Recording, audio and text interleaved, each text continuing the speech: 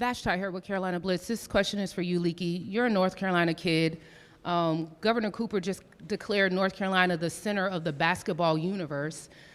So I think you, of any more than anybody, would understand the significance of this game.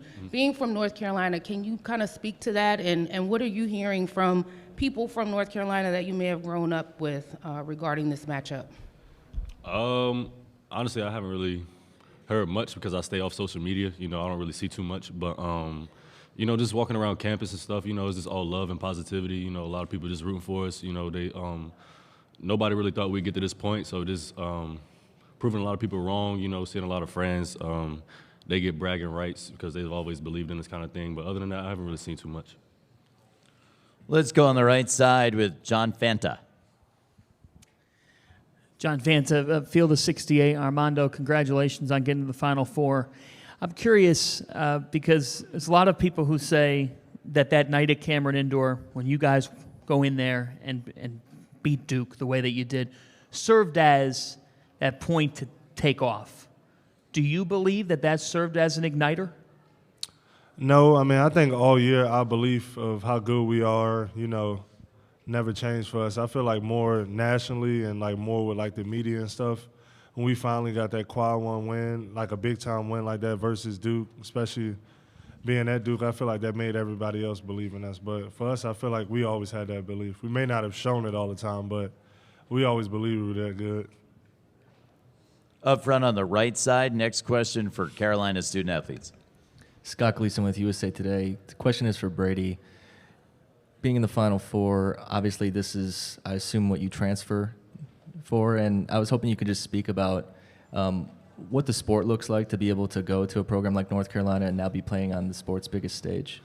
Yeah, it's special. When I decided to come here, I knew the history. I knew that North Carolina plays in big games. I didn't expect to be in this stage, but it's the way the year has gone in the last month and a half for us. It's been unbelievable, and we've been playing really well, and we've earned it, and that is why we're here. Next question's on the left side, 4 rows back. Hey guys, Pat Welter, WRAL Sports. Questions for each of you, if you could each share some thoughts on Eric Hoots and what he's meant to the program and what he does for you guys. Yeah. Armando, you want to take that one first, and then Brady, and then Leaky. I want to give the camera guys a chance to get you guys framed up. Okay, gotcha. Go ahead, Armando. Yeah, Eric Hoots, he's really a staple of Carolina basketball. All he's done for us and for former players in the past. Nothing that we do will really be able to get done without him. He handles just about everything, and that's why he kind of, the famous Eric Hoots. Yeah, he's big time. He, you need something done, you go to him, and he's always willing to help us, and he's just a really, really caring dude and puts everybody else first. Leaky, same question to you. Pretty much what they said. He really handles everything, and he doesn't really get tired of it. So he's really just the man for the job. Next question's front right for Aaron. Aaron Beard with the AP. This is for Leaky. You've been around Coach Davis for a good while now. I'm curious what your thoughts are about kind of how he's handled the challenge as a first-year coach of getting you guys to this point, and also he's someone that's played in the Final Four for North Carolina. How much value is their experience for you guys knowing he's been in your shoes? His experience is a lot, because he just, when we get rattled, he just reminds us that he's been in that position before, and he just gets us under control, and just we're not too big for the moment. We all the work that we put in, with him is for that moment, before kind of thing. So he knows how to get us under control. Let's go to the center of the room. Andrew Jones, Star Hill Illustrated. This is for all three of you guys. After you finally landed last night, after that interesting plane flight you guys had, what was the first, oh wow, Final Four kind of moment that you guys experienced since you got here? Leaky first, then Brady, then Armando. I guess when we pulled up to the hotel, it was like a lot of people out there, waiting for us to get off the bus and in the hotel lobby. For me, that was pretty much Brady. Yeah, at the same time, just a lot of cameras, a lot of people, a lot of excitement around our team and us arriving, and it was really cool to see. Yeah, what they said, the arrival, it was pretty surprising just having all those people there because we don't play until Saturday. So I think it kind of caught all of us all off guard. Center of the room on the left side, about 6 rows back. CL Brown, Raleigh News and Observer. This is for you, Brady. You had the assignment to guard Banchero in that game in Cameron. What did you take out of that and that you will apply on Saturday? Yeah, he's a really good player. He's tough. He shoots it well. He drives it well. He's a big guy. He's hard to guard. So just trying to limit as much as possible and just play hard. Right side, just off the aisle, David. David Teal from the Richmond Times-Dispatch. Armando, you guys are each a different class, but how much intersection and interaction on the court did you have with David McCormick and Mark Williams as you all were coming up through Virginia basketball? Yeah, I mean, I've been knowing all of them since middle school. We all have played on the same AAU team. At some point, we all have played with each other on the same team. So I guess it's kind of cool just to see all of us make it to the Final Four and be the big man for each teams. And we definitely all going into this weekend trying to, come out with the bragging rights. If you have a team question, loaded. Go ahead, Armando. On the right side, let's go with Zach. Zach Braziller, New York Post. For any of you guys, what do you think the atmosphere will be like Saturday night? Not only the Final Four, obviously, first time Duke, Duke Carolina here in the NCAA tournament. What do you just expect the atmosphere to be like? Armando, looks like you want to take that one. I don't really know what to expect. I mean, I know it's going to be sold out. I know it's going to be a high-stakes game with it just being a Carolina versus Duke game. But, I mean, I think that's just a great part. We really don't know what to expect. But it'll definitely be a lot of fun. Brady, you have a thought on that? Yeah, I think the biggest thing for this is that we're in the Final Four. No matter who we would have been playing, who we will play. I mean, I think the games are going to be big no matter what. So, I think just being in the Final Four brings that attention. And then Duke North Carolina game, it just brings it even more. Leaky, does it make a difference that it's Duke? Does it make a difference that it's Duke? No, I don't. At the end of the day, we're in the Final Four, and we really just came here for one thing, and that's to bring something home. And no matter who we're playing, that's our goal. Let's go to the center of the room. Hey guys, Joe Mazer, WTVD. I guess Brady, can you just take me through yesterday's travel experience? You guys get stuck on 40, the stairs, the weather. What was that whole thing like for you guys? Yeah, it was long. I was asleep for most of it, but it was pretty long. A lot of sitting around, waiting, anticipation of just getting here. It's been good though. We're here and we're ready to play. On the right side, about 5 rows back, John. Let's use that back right microphone. Come up a couple rows for me. There we go. This is for any of the players, and if only one of you want to take it, it's totally fine. John Fanta, Field of 68. I'm curious, guys. You know what's out there. Everybody talking about the opposition and the last ride for that head coach. It's the first ride for your head coach. What is it about playing for Hubert Davis that we don't know enough about that you guys get to see from him day in and day out? Leaky, you want to take that one first? Yeah. Playing for a guy like him, he really just like a hell of a motivator. He'll get you like just pumped up and just ready to like run through a brick wall for him. He's not really an X and O's kind of guy. He's more of like a motivator, and that's just my biggest thing with him. Brady? His passion for the school, for the game of basketball, it's unmatched. He brings it every day. He brings it to every practice, every shoot around, every game. And like Leaky said, he gets you motivated and gets you ready to go. Armando? Yeah, and I would just say also just how great of a coach he is, and I think possibly he could probably go down as one of the greatest coaches of all time. Just him being like an extension of Coach Smith and Coach Williams, and just how he kind of just revolutionized just Carolina basketball as a whole, I think it's something really good to look forward to. On the right side, Jeff. Jeff Goodman. Armando, how much did you hear that you guys were soft earlier in the year. How much did that motivate you, or did it not really affect you guys? Oh yeah, when you said it, it definitely pissed us all off.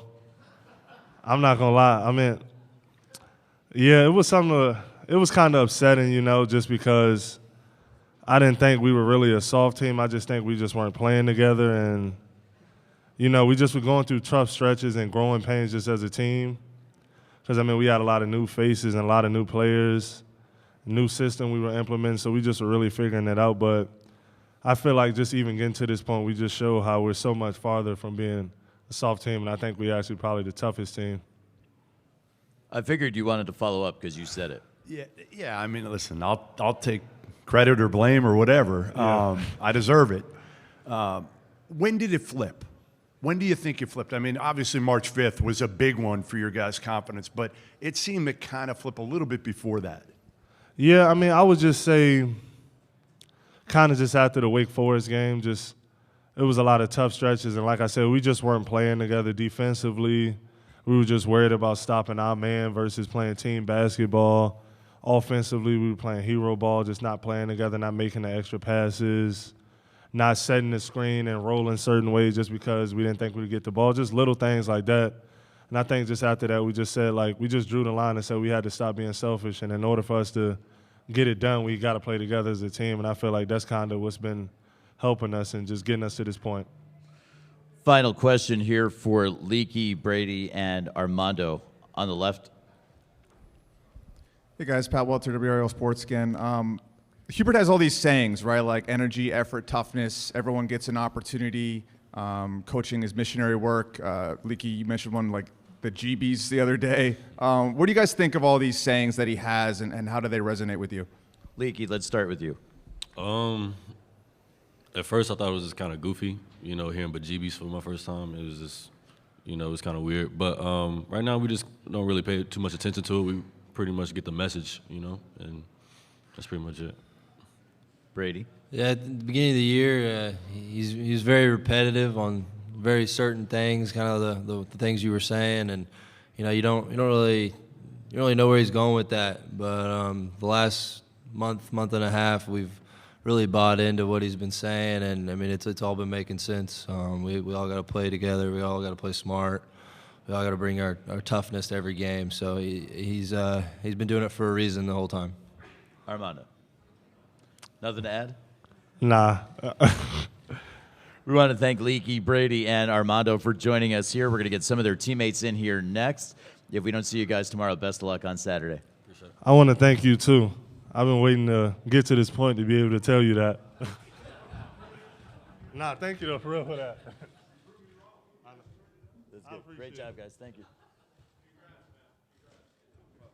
Mark, good to meet you, bub.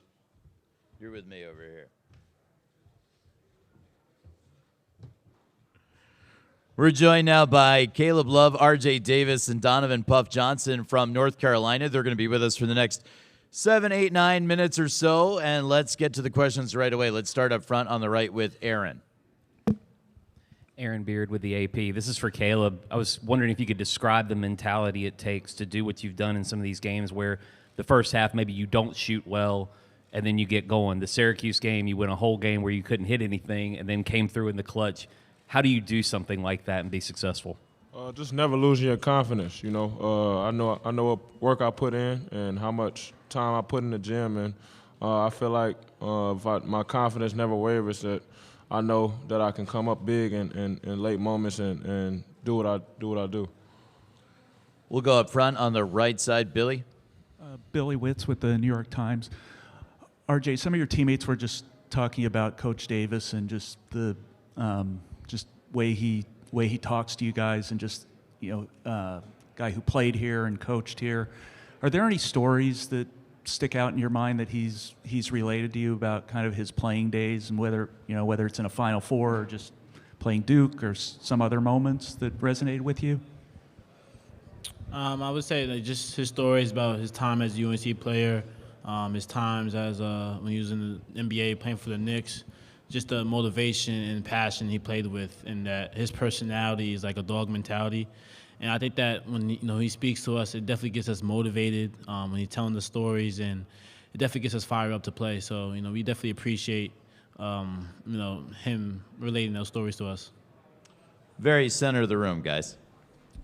Andrew Jones, Tar Heel Illustrated. For RJ and Caleb, Coach has talked earlier in this year a few times about how you guys had a little trouble dealing with prosperity. You'd play well for a week or so, and then something would happen. Have you gotten to a point now where you don't have to worry about dealing with prosperity, especially given the fact that what you achieved the other day and the stage that you're on now? We're going to ask Caleb to take that first, and then RJ. Yeah, just not getting complacent. I feel like in the beginning and the middle of the season, we'll win a couple games and get complacent or relax and feel like we got it made. But just knowing that, next game mentality and, not getting satisfied with winning big games or winning a few games in a row. So I feel like Coach Davis put that in our mentality, and ever since then, after the Miami and Wake Forest game, it just shifted. RJ. To piggyback on what Caleb said, he's always preaching our practice, our preparation, our play. And I think we really took that and put that in our minds, and we carried that along the way. So right now we're just working on our preparation, getting ready for the next game. And I think that's carried on the way how well we're playing successfully as a team. Guys, we're going to go in the third row on the left, all the way on the aisle. Hello, Royal Howell, Carolina Blitz. This question's for anyone on stage. There's been a lot of buzz on social media lately as far as Carolina potentially being the Cinderella team that's appeared in 3 of the last 6 Final Fours. Is it a fair assumption to say that Carolina is a Cinderella in this year's Final Four? Puff, do you think Carolina's a Cinderella? Honestly, I don't think we're a Cinderella team, just because I knew that from the beginning of the season I felt like we could do this as a team. And honestly, throughout the whole season, we knew that we were capable of making it this far. So in our eyes, I feel like we're not a Cinderella team. In the third row. Hey guys, Pat Welter, WRAL Sports. Questions for each of you. Hubert's got these sayings, right? Like energy, effort, and toughness. RJ, you were just talking about practice, preparation, play. Everyone gets an opportunity. I mean, what do you guys think of those sayings and how they resonate with you guys? Caleb first, then Puff. It's just building our mentality, and every time he says something, it resonates with us, and we just try to, he always talks about playing with his personality. His personality is competing and showing up every game and showing up every time we on the court. So I feel like him giving us those sayings, it just, like I said, resonates with us, and we go out there and show it on the court. Puff, go ahead. Same question. Yeah, go on what Caleb said about playing with his personality. I think that's big for us, just because he's real fiery and real emotional, and I feel like when we carry that under the court, that's when we play our best basketball. On the right side on the aisle, Zach. Zach Braziller, New York Post. RJ, I know you've faced him twice already this year, but to be on the Final Four stage, what's it going to be like, to see your old high school teammate there, on such a big stage and, facing him? It's crazy just to go from high school teammates to now being in the biggest rivalry in college basketball. It's just another game for me, another day in the office, but at the same time, I know what me and my teammates have done to get here. But, it's just good to see, a high school former teammate. But now, we're going against each other. So we have a follow-up from the New York Post as well. How often did you guys talk this year, and how much do you think you guys helped each other in high school get to this point? We haven't talked often a lot this year. But just to see our growth from high school to now, this is amazing. So. We have a question in the center of the room. Did you have a question, sir? Let's get him a microphone. Thank you. Trayvon Miles, ABC 11 in Raleigh. This question is for Puff. How have things been for you for, the way you gained your role in the middle of the season to this ride now? How have things been for you, and how have you kind of taken on this whirlwind? Since the beginning of the season and ever since playing basketball, my big thing is just trying to help the team in any way possible, whatever coach needs. And I'm not real focused in stats or anything like that. My big thing is just trying to make winning plays and plays that'll help our team at the end of the day have more points than the other team. So that's a big thing I try to pride myself on. Left side on the aisle. This question is for RJ, Luke DeCock from the NNO. If you ask players what sort of the turning point was in the season. Some say the Wake game, after the Wake game. Some say the Pitt game, the Duke game in Cameron. In your mind, when did things really change for you guys? I would say the Syracuse game. That was like we had a gut-out win. That was like a down-to-the-wire kind of game. And I think that's when things really started to turn for us. I think after that we played Duke, so it was more about we played together as a team that game. We executed the plays down the stretch, and we maintained our composure. So I would say that was a turning point for the season. Last question is going to be right in the middle. We need to get a microphone from the left side. This is going to be the front left microphone. Final question. Thank you. My name is Lane Higgins. I'm from the Wall Street Journal, and this one's for either RJ or Caleb. But obviously, you guys saw what the team was last year, and I think your coach has mentioned that there was maybe some veteran pieces missing in the sense that, you were kind of learning the ropes on how to play your position all by yourself. And when you add someone like Brady Manek, who obviously has experience with another team, but has that veteran leadership and has the tournament experience, what kind of extra element has he brought to the team? Both down the stretch of the season and also in the NCAA tournament. Caleb first, then RJ, and then you guys are going to head down the hall. Having Brady is amazing all year. He opens up the floor a lot because he can shoot the ball so well. And so it opens up everything, driving lanes and stuff like that. So I feel like him being with us has been nothing but great. And, I'm grateful to have him as a teammate because he does make winning plays and he does compete every time he's on the floor. He's probably one of the most competitive players I've played with. So just having him has been great all year. RJ. Brady's a one-of-a-kind kind of player. The way he can shoot the ball, he's hard to guard, the way he moves well without the ball. It's been great having him, not just like on the court, but off the court. His personality brings a lot of laughter throughout the locker room, and it's just, I'm happy that he came to UNC, and I'm happy to be his teammate. We want to thank Caleb and RJ and Puff for joining us here in the main interview room. If we don't see you guys tomorrow, we want to wish you best of luck on Saturday. Thank you. Appreciate it.